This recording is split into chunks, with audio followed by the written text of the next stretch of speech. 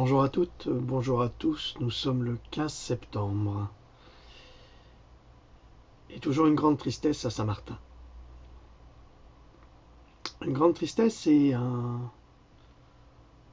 une certaine amertume, je dirais, concernant le traitement de l'information en France.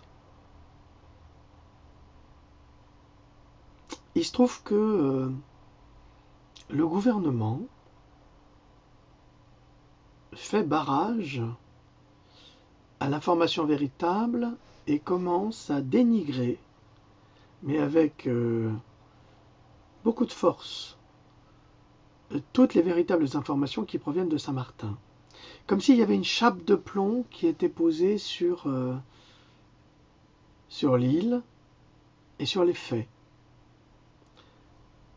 Alors aujourd'hui, je vais vous lire quelques petits passages qui m'ont été envoyés pour vous informer tous, évidemment. Bon, ça c'est plutôt des commentaires qui sont déposés parfois. Alors de Marie M. Au 19h45 sur M6 hier soir, fakes. Faux. Nombre de morts, prix des billets et les évadés de prison. D'après eux, que de fausses infos sur Facebook. C'est grave. Bientôt, ils vont nous dire que ce n'était pas un ouragan force 5, mais une petite tempête. Alors, je ne vois pas comment est-ce qu'on peut discuter du fait que la prison ait été détruite et que des prisonniers se sont évadés. Ça a été publié en anglais, dans des journaux anglo-saxons, avec photos, avec informations très précises. Alors pourquoi est-ce qu'on s'acharne à dire que c'est faux? Quel est le problème?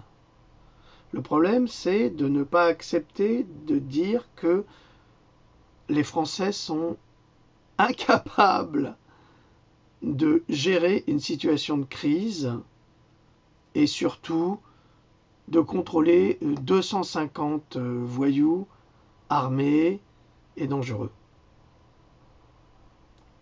Si sur 35 000 habitants, 66 millions de Français, un président est incapable de gérer une telle situation, c'est qu'il n'est pas capable de gérer la France, tout simplement. Ça m'embête de prendre cet exemple, mais aux États-Unis, une chose comme ça se produirait, je peux vous assurer que ça serait réglé dans les 24 heures. Ah ben oui. En Turquie, pareil. Ah ça, on a beau critiquer la Turquie, mais je peux vous assurer aussi qu'en Turquie, les forces de l'ordre, c'est des vrais Robocop, les affaires se règlent très rapidement. Je ne porte pas de jugement sur la situation en Turquie. D'ailleurs, on ne sait pas grand-chose de ce qui se passe là-bas. Les informations qui nous proviennent sont complètement galvaudées. Moi, j'ai des amis turcs, kurdes, qui vivent en Turquie et qui me racontent des choses qui n'ont rien à voir, mais qui n'ont rien à voir avec ce que déclare la presse française ou européenne, tout simplement. Ou c'est comme ce qu'a fait notre ami Yann hier. Il a fait une capsule vidéo pour expliquer que par rapport aux musulmans de Birmanie, on était tous manipulés parce que 80% des photos qui montrent les massacres sont des photos qui sont prises dans d'autres scènes de catastrophes dans le monde. Donc il y a une véritable manipulation. On le suppose par les États-Unis, parce que la Birmanie, évidemment, est proche des pays communistes comme la Chine, le Tibet. C'est des places stratégiques, donc c'est bien de les stabiliser exactement comme ils ont déstabilisé les musulmans en Chine. C'est pareil, sauf que les Chinois sont très efficaces pour régler les problèmes. Bon, passons. On continue. Là, j'ai une amie, Myriam Levitt, qui me fait part d'une communication très intéressante. Souvenez-vous que la presse française a déclaré qu'il n'y avait qu'une dizaine de morts. Ok, on est content. On est heureux d'apprendre qu'il y a si peu de victimes. Alors, elle tient des informations d'une association de secours israélienne. Alors, pas de jugement de valeur, je vous en prie. On est là dans la divulgation d'informations. On n'est pas là pour dire ouais, les Israéliens, mais non. À partir du moment où des individus, quels qu'ils soient, viennent en aide à d'autres individus en souffrance, eh bien, il faut faire fi des querelles. La délégation des bénévoles aide les victimes de Irma. Les membres de la SSF ont atteint l'île de Saint-Martin dans les Caraïbes, qui a été complètement détruite par l'ouragan. Les volontaires disent, les médecins parlent d'au moins 1000 morts sous les décombres, les blessés racontent l'odeur des corps. Fini les mensonges. Donc je vous rappelle que M6 dit qu'il y a très peu de morts, que LCI et toutes ces chaînes s'accordent pour dire qu'il y a peu de victimes, mais là, il y a des associations internationales qui disent tout à fait le contraire. Au moins 1000 morts. Bon, Myriam, évidemment, merci Israël, premier arrivé. Et elle a raison, premier arrivé. Comme on dit, premier arrivé, premier servi, mais là, c'est premier arrivé, premier desservi. La délégation des bénévoles aide les victimes de Irma, les membres de la SSF, ont atteint l'île de Saint-Martin dans les Caraïbes, qui a été complètement détruite, d'accord, elle me le répète. Bon, elle me l'a répété plusieurs fois. Des centaines de morts, la moitié d'entre eux sous les décombres. L'île de Saint-Martin après l'ouragan. Alors, il y a des photos de SSF Rescue Without Borders. Le chaos fou, le chaos total, le tir dans les rues. Il y a un vandalisme fou, beaucoup de blessés, et les médecins parlent de plus d'1 millier de morts. Bon, voilà. Alors ça, c'est pas du tout ce que Macron nous a annoncé. Le petit Bokassa qui est arrivé à Saint-Martin avec toute son équipe des bras cassés. Donc, je répète, le chaos fou, le chaos total, le tir dans les rues, il y a un vandalisme fou, beaucoup de blessés, et les médecins parlent de plus d'1 millier de morts. C'est ainsi que Brandes Cohen Tandouji, résident de Ra'ahana et bénévole dans l'organisation israélienne SSF Rescue Without Borders, décrit les ruines qui restaient de l'île de Saint-Martin dans les Caraïbes, endommagées par l'ouragan Irma. La tempête sur l'île française a frappé l'âme et a causé de grands dégâts. Et après la fin de la tempête, il est possible de commencer à mesurer ces dégâts. Les témoignages qui commencent à être tirés dessinent une image de l'anarchie totale sur l'île. Les odeurs corporelles, la police dysfonctionnelle, le pillage des magasins et la propriété privée, et plus encore. Les odeurs corporelles, donc des corps en décomposition, la police dysfonctionnelle, le pillage des magasins et la propriété privée, et plus encore. Je ne sais pas ce que fait M6, je ne sais pas ce que font les journaux télévisés, je ne sais pas s'il existe encore une presse libre en France, de moins en moins en tous les cas, c'est ce qu'ils sont en train d'établir, le noyautement de l'information, si on peut s'exprimer ainsi. C'est assez dramatique. Et là, j'ai reçu un message cette nuit, parce que je ne dors pas de la nuit, moi, sans doute à cause des vaccins. D'une personne, Jacqueline M, de Nouvelle-Calédonie. Et je trouvais que ce témoignage était très intéressant parce qu'elle dit des choses dedans qui sont qui vont pas trop vous surprendre. Monsieur Jean Droc, c'est moi. Présentement moi-même. Je me permets de vous contacter parce que j'ai écouté vos vidéos sur YouTube et que je partage toutes vos pensées. Je suis tout à fait d'accord avec tout ce que vous dites sur les vaccins sur Saint-Martin, sur ARP. Je suis bien éveillé, moi aussi. Mais dans ma famille, je suis la seule. Mon mari et mes enfants m'écoutent, mais sont vite exaspérés quand je viens à parler de tout ça.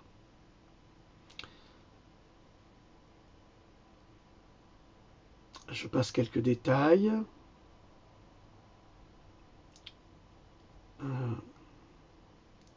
Alors, je suis allé fouiner sur Internet et c'est ainsi que j'ai fait la connaissance de Pierre Hillard, Pierre Jovanovic, M. Laurent Glauzy, John Livernet, etc. Ainsi que M. Stan Mayo, que je tiens dans une grande estime pour ce qu'il a fait pour cette mère et son enfant. Bon, Stan Mayo, je vous le signale, c'est un ancien gendarme qui est poursuivi par la police et qui lutte contre la pédocriminalité. Là-dessus, il y a aussi d'autres informations qui circulent. Bon, je n'ai pas envie de rentrer dans les débats. Comme vous le savez, je m'occupe très peu de pédophilie et de pédocriminalité. Pas par manque de courage, mais parce que je travaille 15 heures par jour pour vous expliquer ce que c'est que des vaccins et comprendre comment fonctionne la médecine, les laboratoires. Donc je suis en plein dedans, c'est énormément de travail.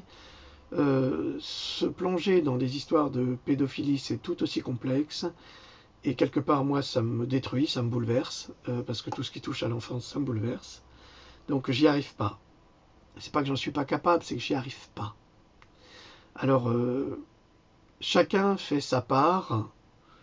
Je fais la mienne, d'autres font la leur. Si vous voulez vous intéresser au sujet, vous êtes les bienvenus. Vraiment. On a besoin de votre force. Je vous rappelle à mon amie Ariane Bilran, qui est la grande spécialiste sur la pédophilie institutionnalisée par nos gouvernements, qui est une psychoclinicienne, qui connaît très bien son boulot, qui est philosophe, qui normalienne, qui est une femme absolument remarquable, et qui découpe tous les textes pour expliquer, qui les traduit, pour expliquer la perversité de cette volonté de création d'une société pédophile dans le monde et surtout en France. Et avec le petit Bokassa qui nous fait penser à son papa qui, selon les services secrets français, faisait cuire à la broche des enfants. On pense que c'est plutôt une histoire qui a été faite pour briser la carrière de Jean-Bonheur Bokassa. Mais peu importe. Calomnier, il en restera toujours quelque chose. Surtout que celui-là a déclaré que c'est M. Giscard qui aurait fait assassiner M. Boulet. Je l'ai vu dans une vidéo, je n'invente rien, ce n'est pas moi, pardonnez-moi. On s'en fout d'ailleurs, aujourd'hui. Qui connaît Boulin? Si c'est entre eux, c'est des histoires de crapules entre elles, enfin bref. Donc si vous voulez vous intéresser et combattre la pédophilie, je vous en prie, regardez le travail, lisez le travail d'Ariane Bilran. J'ai fait des posts sur ma page Facebook, elle a tout résumé, elle a donné tous les liens, elle a tout expliqué. Alors si après ça, vous ne savez pas, vous ne comprenez pas, c'est que vous êtes, on ne peut pas vous rattraper, vous êtes irrattrapable, vous êtes perdu par la société. Donc vous avez tout en main, je vous en prie, allez-y, mettez les mains dans le cambouis, si vous vous en sentez capable et si vous vous en sentez la force. Parce qu'il faut de la force pour voir tout ça, pour apprendre tout ça. C'est assez monstrueux.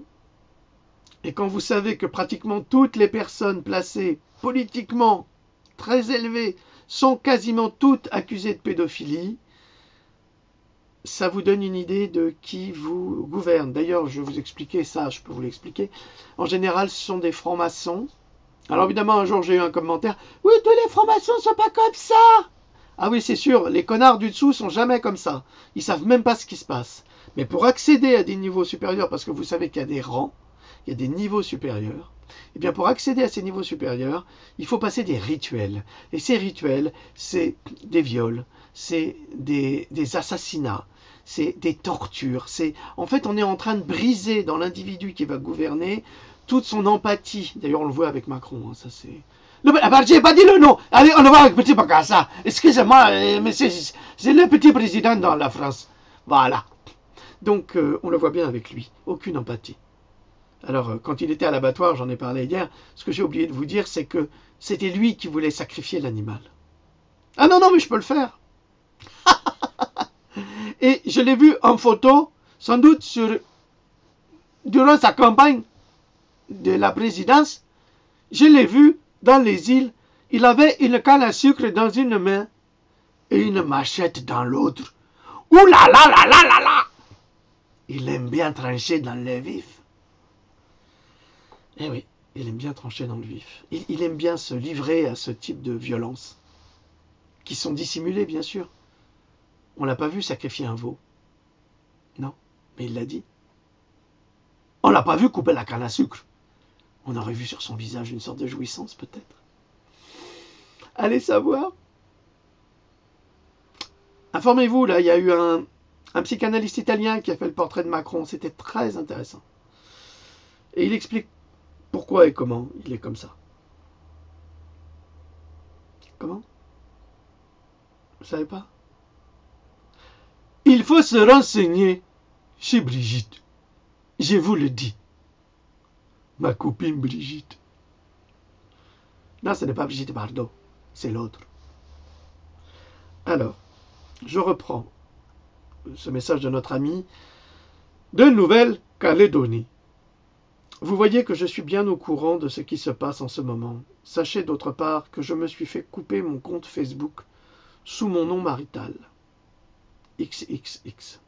Il y a quelques mois, pendant 3 semaines, et donc mon fils m'avait ouvert un compte sous mon nom de jeune fille, celui avec lequel je vous contacte à présent. Qu'ils m'ont recoupé pour la 2e fois mon compte Facebook. Je ne dis pas les noms. Je voudrais vous faire savoir qu'ici, en Nouvelle-Calédonie, depuis Macron, on est toute la population sur écoute téléphonique. Comme au temps de la guerre civile qui a eu lieu il y a quelques années, 1984-1988. Je pense que c'est l'affaire de la grotte d'Ouvéa, si je me souviens bien. Nos comptes Facebook sont surveillés. C'est un gendarme qui nous l'a dit, qu'on devait tous faire très attention à ce qu'on disait sur Facebook et au téléphone, parce que tout est verrouillé, espionné. Ben ça se confirme, madame.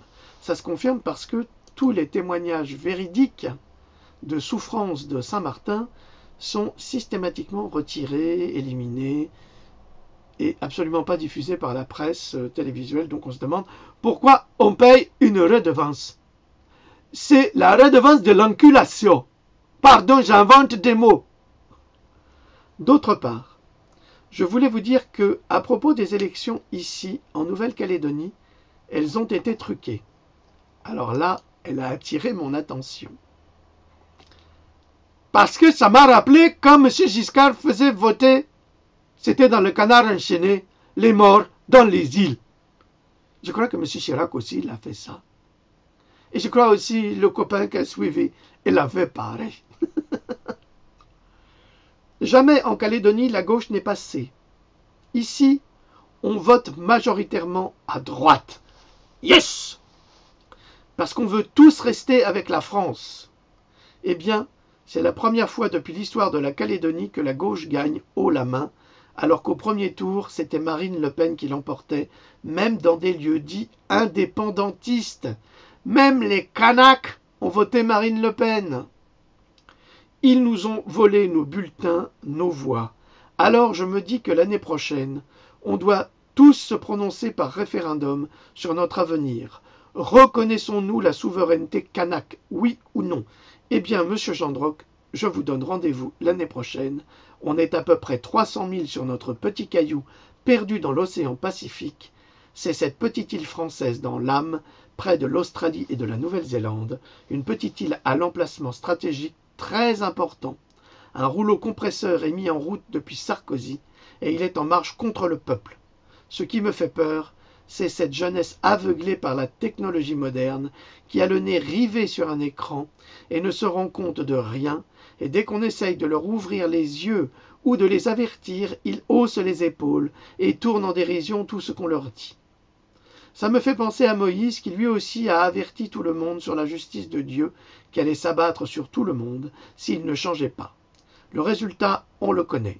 Eh bien là, c'est la même chose. C'est pas Dieu qui a fait ces ouragans force 5, ce sont ces pourris. Mais notre jeunesse ne le comprend pas parce qu'elle est dans des jeux addictifs sur Internet. Que le ciel nous vienne en aide, que le Seigneur et la Sainte Vierge nous protègent. Bon. La France et nous, ces petites colonies françaises, nous avons donné nos pères, nos grands-pères, frères et oncles aux 2 guerres. Elle a raison. Et je n'attends rien d'une marionnette appelée Macron, mais mon espoir est en Dieu. Alors madame, je voudrais juste vous dire que Macron n'est pas de gauche. En fait, il a détruit la gauche, il a détruit la droite. Macron serait, à mon avis, la parfaite illustration d'un national-socialisme, comme l'avait initié Saucisse, vous savez, celui qui a les grosses lunettes, là, qui était président juste avant lui. Donc ils ne sont pas de gauche ces gens-là, ce sont des extrémistes de droite, bien plus à droite que Marine Le Pen si on regarde ce qu'ils font. Ah oui, parce que destruction de la presse, achetée par les banquiers, contrôlée par les banquiers, donc par les gouvernants, destruction de la santé, destruction de l'éducation, tout. On est en train de faire des modèles uniques là. Il n'y a que les nazis qui avaient fait ça avant. Et Macron, quand il dit qu'il ne supporte pas les critiques des paresseux, des machins, des trucs, ben c'est Hitler. Hein. C'est la même chose. Regardez Dead Zone, d'après Stephen King, le film avec Christopher Walken. Regardez à la fin, le président, c'est le même type d'homme. Alors, bon, je passe les détails avec Dieu, excusez-moi madame, je ne suis pas très porté là-dessus. Mais ça ne veut pas dire que je ne le respecte pas.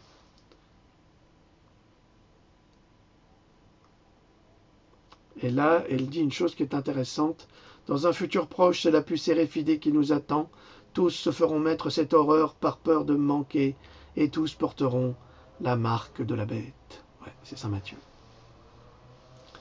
Exactement. Donc, je vous ai fait une petite lecture fort intéressante de ce qui se passe malheureusement dans notre pays aujourd'hui. Et c'est vraiment déplorable de constater à quel point, mais à quel point, ce pays est devenu une antichambre du néonazisme. Ça va pas plaire à Petit Bokassa, mais je m'en fiche. Permettez-moi de donner mon avis dans un semblant de démocratie que tu vas nous retirer progressivement. Alors maintenant, j'ai reçu une autre information, parce que vous savez que moi, ma passion, c'est le violon, comme disait Ingres. Non, c'est pas le violon. J'aime pas la fréquence du violon, c'est quelque chose qui passe pas. Alors, c'est un article très intéressant sur les vaccins. Panique au Lesotho. C'est sur mon mur, ça a été publié par le Nouveau Paradigme. Information très intéressante, vous allez voir. Et je vais vous lire, parce que c'est ce que je dis moi depuis longtemps, mais vous savez, moi je ne suis rien. Hein.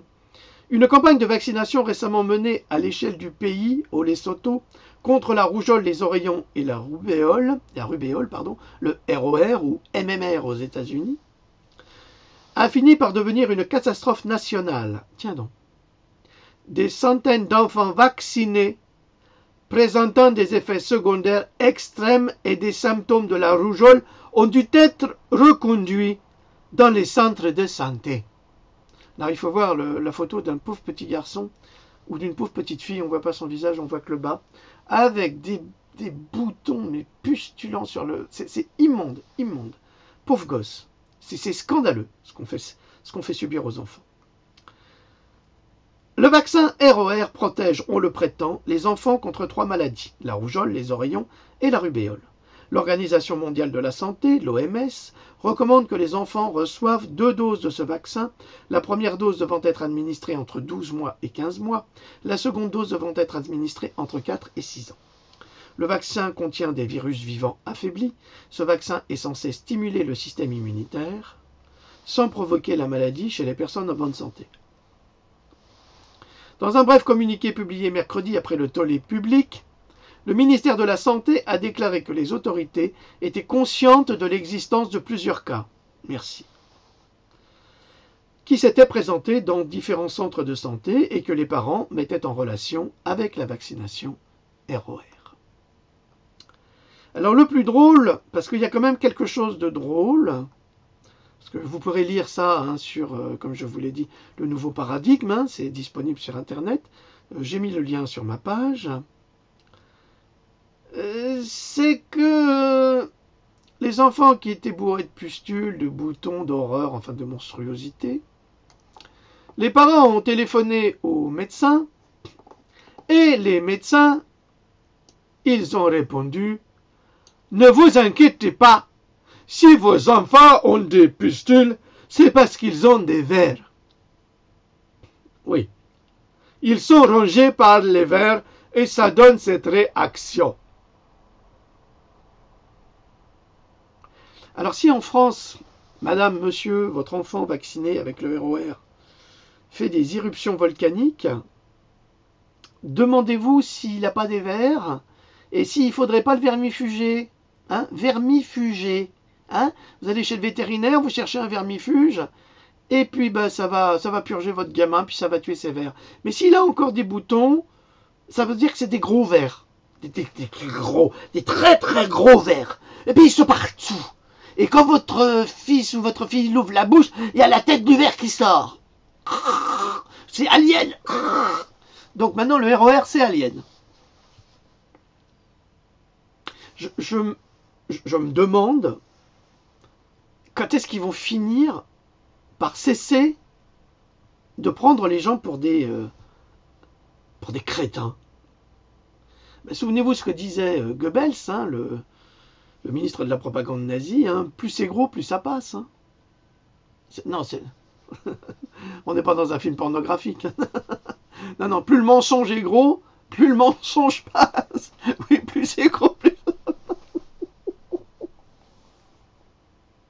Excusez-moi, ma langue a fourché. Ça doit être les vers.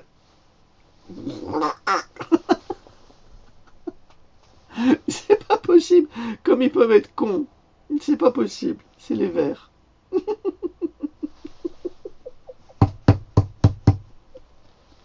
Ah, mon enfant s'est fait vacciner contre le ROR. Il a des réactions bizarres. Oui, vous inquiétez pas, c'est les vers. Le gosse, il a des vers. Alors, je vous signale que dans le ROR ou le MMR, ça fait 2 ans que ça dure, d'ailleurs. Il y a des chercheurs du laboratoire Merck qui travaillent sur, justement, Merck c'est le distributeur, un fabricant-distributeur, et puis après c'est Sanofi Pasteur et compagnie, c'est tout ça, qui travaillent sur le vaccin ROR et qui ont découvert que, justement, les souches, excusez-moi, ça doit être les vers, Alhamdulillah, Bismillah, les souches de virus, donc les valences pour les oreillons, en fait,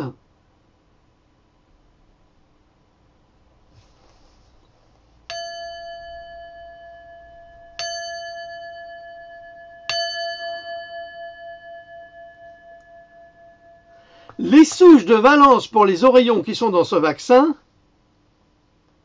ne servent à rien.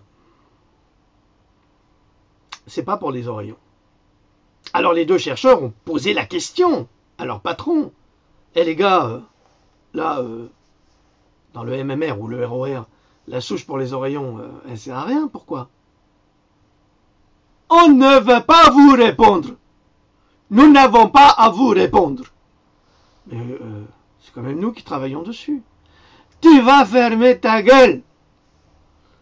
Alors les 2 gars, ils ont porté plainte pour signaler le fait. Parce que on va pas faire un vaccin pour rien, non? Si. Oui? Ah, eh ben dis donc. Alors ils ont porté plainte, ils ont signalé au CDC, au FDA, et puis comme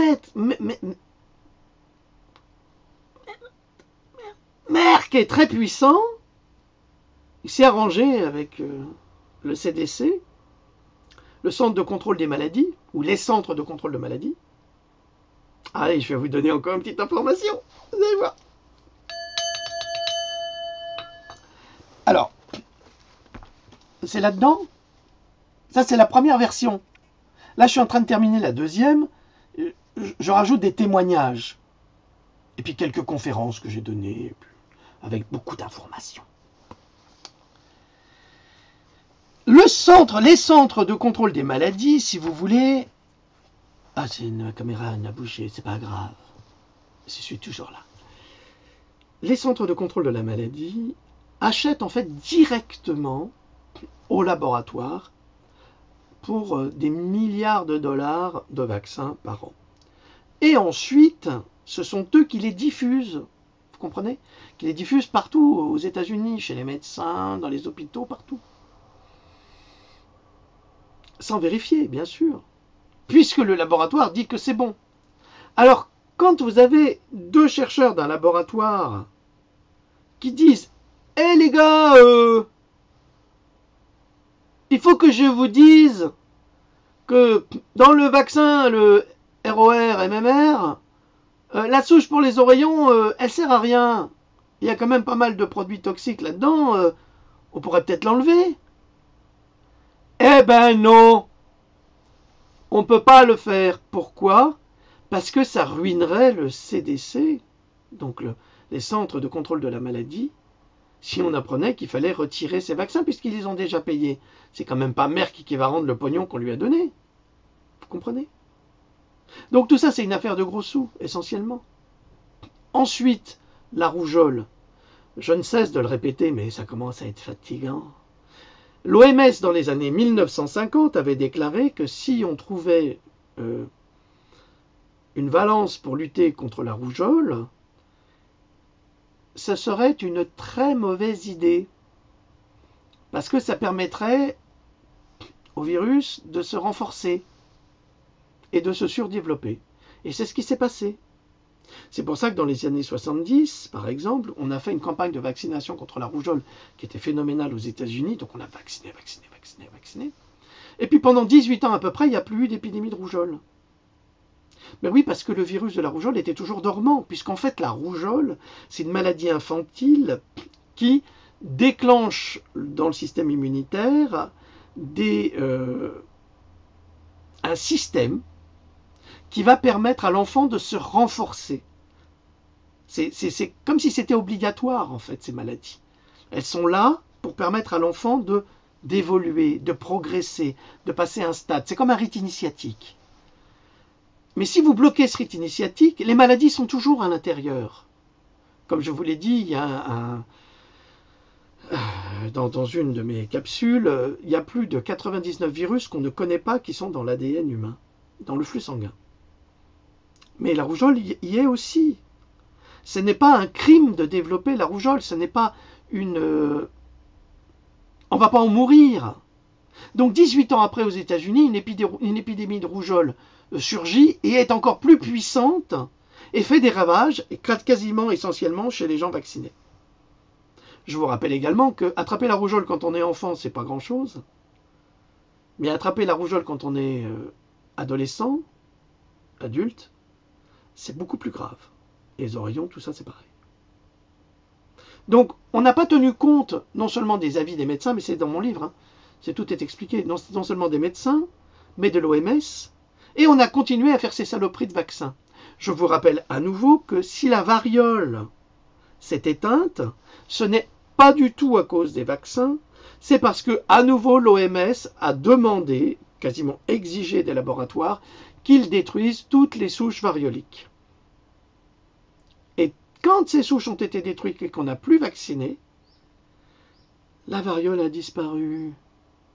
Hein, Michel qui ment? Tu savais pas ça? Si, tu le sais. Mais tu mens. Tu mens. Je suis ton père. Clac. C'est ce que tu mériterais. D'ailleurs, je vous rappelle quand même que toutes les personnes victimes de vaccination devraient porter plainte, non seulement contre les laboratoires, mais aussi contre toutes ces personnes qui en font la publicité, qui se rendent complices de crimes contre l'humanité. Ah, bien sûr, les laboratoires possèdent les tribunaux, les juges, les avocats, les experts.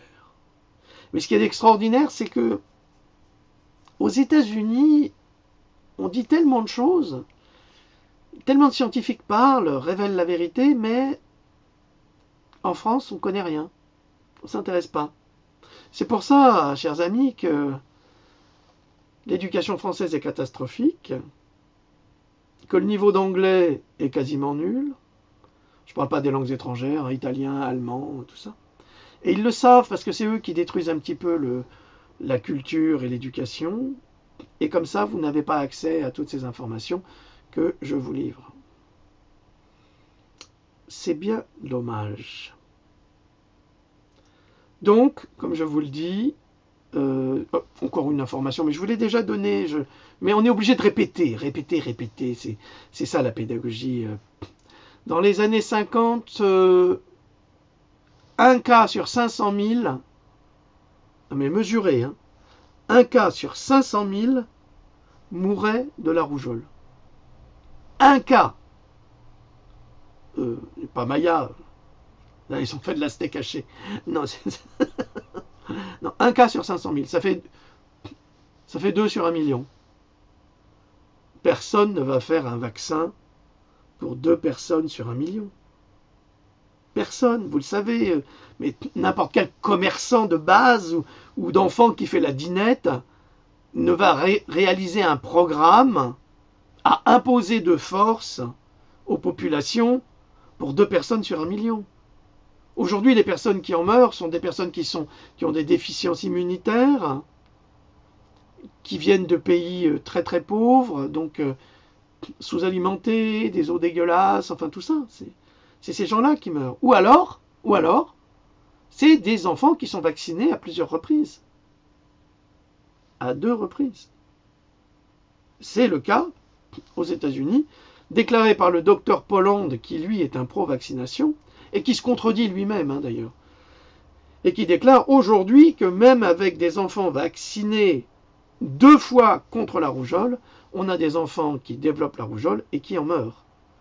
En fait, demandez-vous pourquoi ils en meurent. C'est pas la rougeole qui tue les enfants. Non. C'est ce qu'il y a dans les vaccins. Alors, quand on aura retiré toutes les saloperies qu'il y a dans les vaccins, on pourra rediscuter et reconsidérer l'importance des vaccins. Mais d'ici là, je crois qu'il faut faire une rupture, il faut interrompre la vaccination pour avoir des enquêtes scientifiques viables, non pas réalisées par les laboratoires, parce que, allez, je vais quand même vous donner cette information aussi, hein, il ne faut pas vous frustrer, tous les essais de vaccins qui sont faits en laboratoire sur des animaux. Pratiquement pas sur les humains, très rarement. D'ailleurs, dans le cas du garde d'asile, Merck a arrêté ses essais cliniques sur les humains au bout de 15 mois, alors qu'il faut au minimum 5 ans. Donc, et il a dit que ça marchait. Et on sait que ça... Donc, quand on fait la plupart des recherches scientifiques sur des animaux, c'est pas un animal qui va vous dire, écoutez, j'ai mal ici, j'ai mal là, j'ai mal à la tête, j'ai mal... Non, c'est commode. En fait, c'est comme si on faisait des études scientifiques sur des muets qui ne savaient pas parler, mais qui ne savaient pas parler même avec le langage des signes. Donc, on ne les comprend pas. Et comme on ne les comprend pas, ça arrange les laboratoires, puis ils disent que ça fonctionne. Évidemment, il n'y a pas de contradiction en face. Qu'est-ce que vous voulez qu'un pauvre singe, qui est traité dans des conditions épouvantables, un pauvre chien, un chat, tous ces animaux que nous aimons, qui nous accompagnent au quotidien, qui nous apportent beaucoup, et qui sont livrés à la torture de ces assassins, alors qu'on sait qu'on n'a pas besoin de travailler sur les animaux, c'est inutile, puisque de toute façon, ils travaillent sur les humains à notre insu. Ah c'est... Dans la nouvelle version, attendez un petit peu, attendez, dans la nouvelle version, tout est expliqué. Mais ils le savent, tout est disponible, mais comme les gens ne se renseignent pas, s'informent pas, ils se laissent aller, ils attendent que je leur dise tout, et même quand je leur dis tout, ils me disent, oui, c'est pas vrai. Mais c'est pas vrai. Tu racontes des conneries, toi. Hein, Tizotte? C'est pas vrai, arrête un bazar, là. C'est pas possible. Ouais. C'est pour ça que j'ai supprimé les commentaires sur YouTube. Vous me le demandez souvent, mais j'en profite pour vous le répéter. J'ai supprimé mes commentaires sur YouTube parce que j'en avais assez d'être en contact avec des imbéciles qui savaient tout et qui savaient rien. Donc, c'est pas la peine. Moi, je fais des recherches pendant des heures. Eux n'en font pas et ils répètent bêtement ce qu'on leur dit, ou ce sont des affreux trolls du gouvernement pour saboter notre travail. Bon, allez, saboter, c'est le saboter. Il va faire avec ses bottes de cet lieu des grands bons. Des grands bons. Les bons qu'on font, les bons amis. Alors, je récapépète depuis le début. Les informations sur Saint-Martin sont diffusées par la presse officielle, sont maquillées, et oui, par des maquignons, et oui, je vous assure. Les gens témoignent, ils en ont marre qu'on les prenne pour des imbéciles. Cette dame de Nouvelle-Calédonie nous a appris qu'ils sont en train de noyauter les îles, c'est-à-dire que la démocratie quéquette, il n'y a plus rien. Alors je ne sais pas ce qu'il faut faire, hein. Ce n'est pas à moi de vous dire ce qu'il faut faire. Moi je vous donne suffisamment d'informations pour vous permettre de réfléchir par vous-même, parce que c'est ça, hein, c'est le libre arbitre. C'est ça qu'il faut faire, du libre arbitre. Donc soyez suffisamment dignes pour rester des êtres humains libres, si vous le souhaitez, ou soumettez-vous, si vous le souhaitez aussi, c'est votre problème. Ça ne nous concerne pas. Voilà, je vous dis à bientôt, au revoir, salut à tous, et bon courage à nos frères de souffrance de toutes les couleurs qui sont à Saint-Martin.